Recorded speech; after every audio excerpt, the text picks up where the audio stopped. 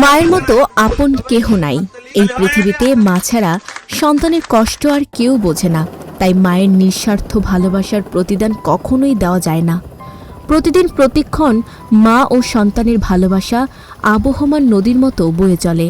মায়ের মুখে একটুখানি হাসি ফোটাতে সন্তানের চেষ্টারও কোনো কমতি থাকে না।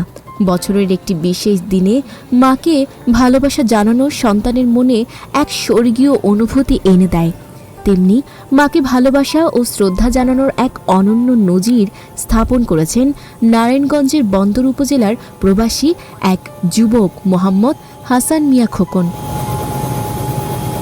হেলিকপ্টারে চড়িয়ে উৎসবমুখর পরিবেশে মায়ের ৬০তম জন্মদিন উদযাপন করেছেন তিনি।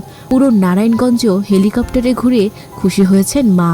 গত বৃহস্পতিবার ছিল হাসান মিয়া খোকনের মা হামিদা খাতুনের জন্মদিন। দিনটি স্মরণীয় করে রাখতে জাঁকজমকপূর্ণ অনুষ্ঠানের আয়োজন করা হয়।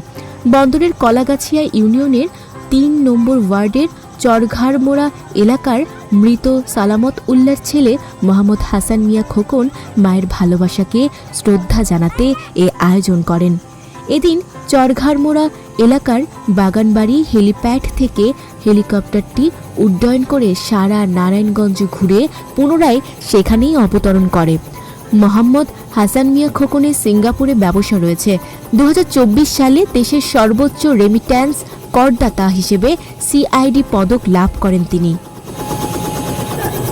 মোহাম্মদ হাসান মিয়া খোকন বলেন, মাকে সম্মান জানিয়ে তার স্বপ্ন পূরণের জন্য এই উদ্যোগ নেওয়া হয়েছে। বাবা অনেক আগেই মারা গেছেন। তার অবর্তমানে আমাদের প্রতিষ্ঠিত হওয়ার পেছনে মায়ের অনেক অবদান রয়েছে। মা আমাদের অনেক কষ্ট করে বড় করেছেন। মাকে সম্মানিত করা উচিত। এটা করলে অন্যরাও অনুকরণ করবে, মাকে সম্মান জানাবে। মা এই এলাকাতেই বড় হয়েছেন। মায়ের প্রিয় গ্রাম ওপর থেকে দেখানোর ব্যবস্থা করা হয়েছে। এতে মা যে কি পরিমাণ খুশি হয়েছেন সেটা বলে বোঝাতে পারবো না। পাশাপাশি আমার পরিবারের সদস্যরাও হেলিকপ্টারে ঘুরেছেন। নারায়ণগঞ্জের সংবাদদাতা আতাউর রহমানের তথ্য ও ভিডিও চিত্রে ডেস্ক রিপোর্ট।